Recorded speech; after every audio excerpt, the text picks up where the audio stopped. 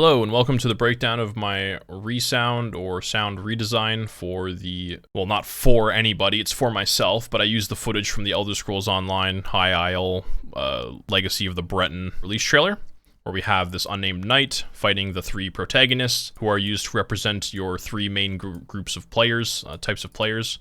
So they're in place of you, the player, and all your comrades, because it's a MMO, right? So he's fighting them. Yeah, and I picked this 25-second portion that focuses mainly on some magic.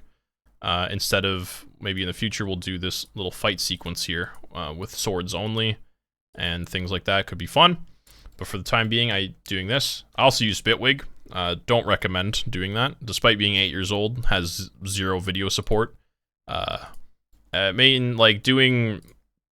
to line up audio to no grid is like okay, maybe, but it's just better if you have frames, I guess, to actually snap to. So here I have this war ambience, just some Foley. A lot of the stuff's just Foley, and then that sword clanging. You know, we find out it actually belongs to these two knights down in the bottom left corner of the sequence. I have a little bit of a wind noise. And that's just for like the opening, and as you kind of zoom in, it goes away. We have all of our knight's footsteps down here. We have a little Foley section.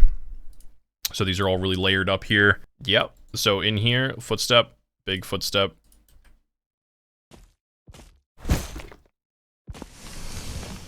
Kind of like that to sort of simulate all the armor, all the movement, a little bit of the ceramics underneath his foot, etc.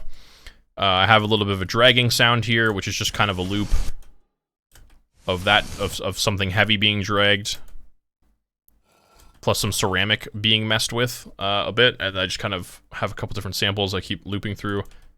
And then over here, we kind of introduce some of those bigger pieces that are getting pushed around with his leg.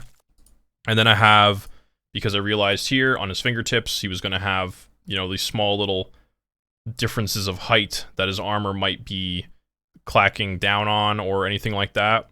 Instead of getting too crazy with that and, you know, thinking about that too much, I decided to do a little bit of this, which doesn't necessarily line up like super well, but in the context of like the drag and that, I think it's completely fine. Yeah, I think it works really well.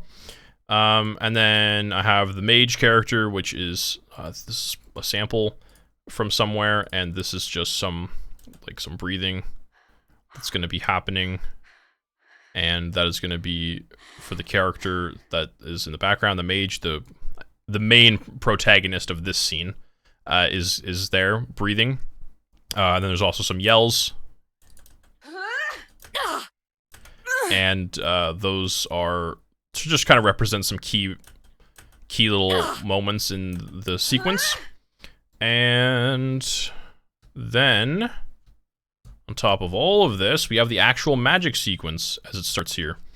So this is where things get a little bit weird. We've got some little sounds. These are made from a little sound design session in something called Scapes by Twisted Tools. So this is, you can get some really strange sounds here. I'll turn this down. You kind of get this.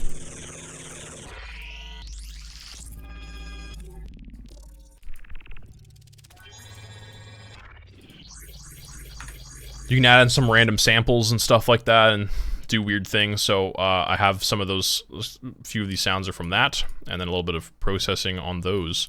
So the actual magic sound consists of a few parts. We have this magic top. I don't know why it's called that. I think it was called that based on the previous iteration of the sound that I did that I changed quite a lot. This is more or less actually the sound that is resonating off his armor from the magic, kind of. So that's what that part is, and that would be linked to to this knight. We have this very classic electric sound, which is just kind of tied to around the center of the distance of the lightning, like the full length of the lightning. So it will have a little bit of panning in certain circumstances, but for the most part, it's kind of like in the front. whenever you can see the lightning. There's a sub, and then there is something very similar to the sub, but not quite, and that's more mid. And both of these are attached to the actual mage herself, and move around with her. So, what's the magic top then, huh? Well, it's something from Phase Plant that sounds like this. And then it's processed with extreme OTT and some of Bitwig's weird flangers and a little bit of frequency shifter, some soft clipping, and then an EQ to kind of control how in your face it is, and some volume to affect the left and right panning, and then a little bit of a notch filter at the end because I felt like maybe it could use that. This sound with zero effects just sounds like this. So I'm making use of one of the reasons I like Phase Plant is it has this nice little noise oscillator where you can kind of get like normal noises with slope, so you can go from white to pink to brown noise. You can do inharmonic sort of like partial noise and build the noise a bit out of either squares or sines, and I used a sine for this one, or square. And then I have a bit of a triangle wave going in there to just give it like a little bit of harmonic value that isn't at such a low pitch. And then I have that all put together with like a flanger to give it some metal sound. And then I used a snap heap that contains 10 dispersers all mapped up to these two macros right here, and then or 3 macros actually, and then that makes it like sound really ridiculous.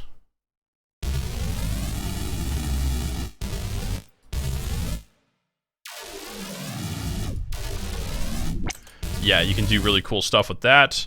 And then I add in here, we add in like, you know, some extreme OTT. Let's do this like this because this makes sense. So we have OTT. Add in a flanger that's macroed on the color, which is effectively the frequency. And then we add in another flanger to give it more of a steady tone. And then I add in some frequency shifting. And then I add in the soft clipping and the EQ. And then some more stuff to kind of control its directions and volumes and things like that. And that's that sound. I have a couple of these mixed in at key moments to kind of just do just be sounds that add like textures to the scene, so that there's something more happening on top of the magic sound than just the same thing. And then here I have the classic electrical sound, so without anything. So then I use an EQ here to control the band a bit, and then I pitch it down because I want it to be a little bit more messy and less like true to the original sample. And then I blur it up with a little bit of a mix knob here. And then I've got a tremolo to make it a little bit wobbly. And a little bit more like uneven, a little bit more random. And then for the sub is quite wild. So it just sounds like that. So I'm essentially building noise out of sine waves, and it's at a very low harmonic pitch. And then I'm also using it to modulate the pitch of a sine wave I'm adding to it. And then distorting them together. And then I'm filtering them to be low end a little bit more. Otherwise it would sound like this. That's kind of insane. And then there's some frequency shifting to move it up a little bit. And then I use some ridiculous nonsense from Saturn. So I increase the feedback quite a lot, and then I can get this cool, like... It's like this really weird, like, sort of blurring delay type thing, and what's really cool about it is at the end, it gives off, like, quite a nice little stab there, which is nice. I mean, I could only say it 4 more times. But then we have an OTT, and in the OTT, very little OTT. I'm pretty much just using the OTT to mess with the phase. That's it. And then I have not OTT, but an EQ here. Control the sound a bit more, and then again, just normal processing for panning. And then this sound is made from the same general source sound, but instead of modulating the pitch, I'm actually modulating the phase based off the noise, and then I'm distorting everything together, and then I'm EQing it It's kind of the same. Also, I believe the MIDI note is playing a higher pitch in general. But with this noise, I just add Faturator, get Fuzzy, add Snap Heap, which has all those dispersers. Make it sound kind of weird. And then Flanger, which I think ended up actually being unused. I don't think I ended up using the Flanger, but it's there anyways. I'm sure it changes the phase of the sound or something, but it doesn't really matter. You don't hear it. And that's the whole Magic Sound, like in the full context of it. That's pretty much every sound here in the Magic Sound.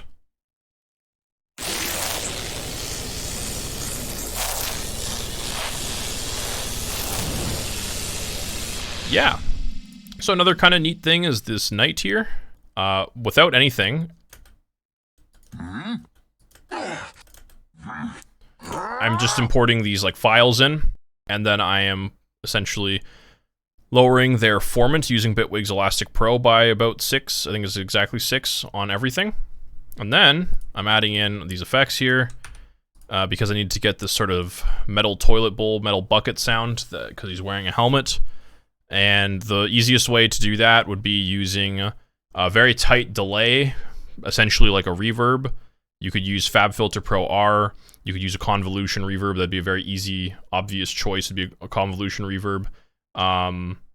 You could use like resonance. You could use an EQ actually, just with a bunch of peak filters. Use some sort of resonator, something like that. I could probably use like Bitwig's Flanger because it adds quite a metal sound already. Just Bitwig's like original flanger that they have had, like this one. If I turn all the speed off,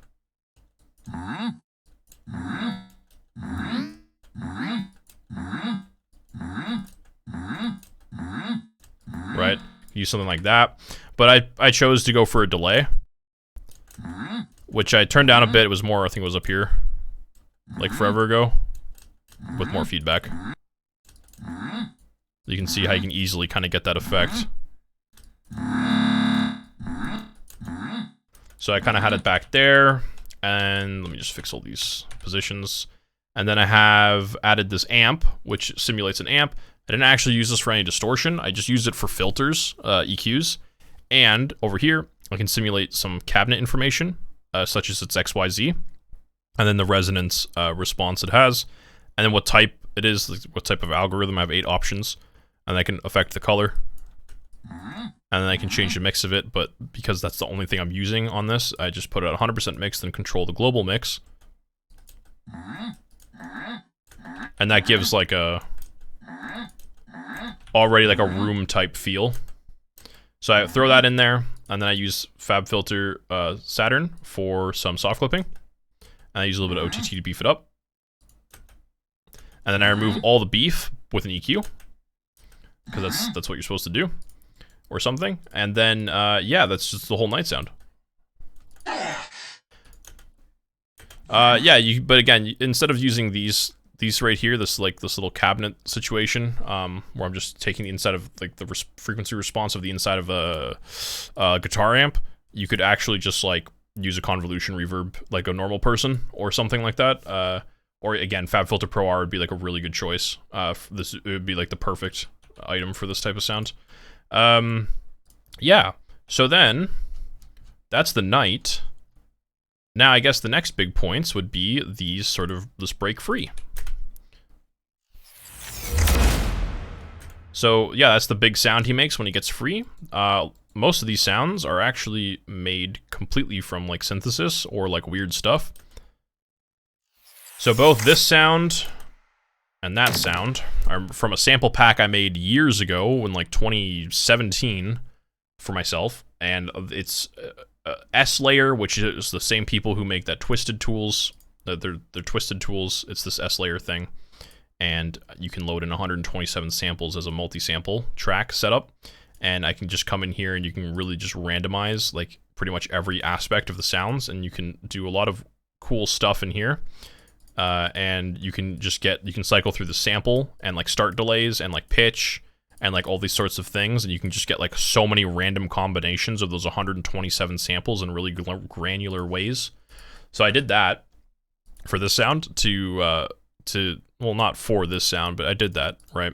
And then I have a little bit of a sub, and the sub is essentially a phase plant, and I'm just using a triangle wave with a tiny bit of distortion that's spreading it to be a tiny bit stereo, and then I'm controlling it with this curve, and then I have another curve for the pitch, just to give a quick, like, sort of, just a quick little, some little meat for the low end. And then I have a reversed metal sound, and then, like, a pretty cinematic-ish type whoosh, probably has a tom in there, sounds like. Or something like slamming. I mean, it's a tom, not just something being slammed. And then, when he breaks free, we have the stab noise. I couldn't resist not adding, like, the classic, like, sub, like, so this was originally tended to be a lot more complicated than it was, but then I was like, you know what, it just sounds better with less, so I just filtered it out. There's gonna be some noise and some distortion and some phase stuff, but I was just like, okay, never mind, because it sounded better this way. So I have a sub, a sine wave, a little bit of noise, doesn't really matter, actually, and then I distort it. Again, ideally together, but then I have some envelopes to control it. I have a pitch envelope here for it to follow. I throw in a disperser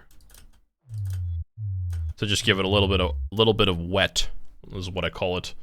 Notch filter to remove some of the weird tones, and then a limiter because I like limiters on single sounds. And then I have the reverse sword sound, sort of like a, by default sounds like this. So I just put that backwards, and then I use a frequency shifter to kind of simulate and go along with the sub, right? And EQ out some annoying high end. Yeah, without that, like, I can feel the pressure in my ears if I don't take out that small little notch there. Then we have some swing sounds, tiny bit of gore, a nice loud ding. You know, maybe the hilt is like hits the actual armor. And then, I mean, you can't really hear both of those sounds anyways. A little bit of a metal grind sound as the sword slides through his armor. And then a big old tom all together to make the stab.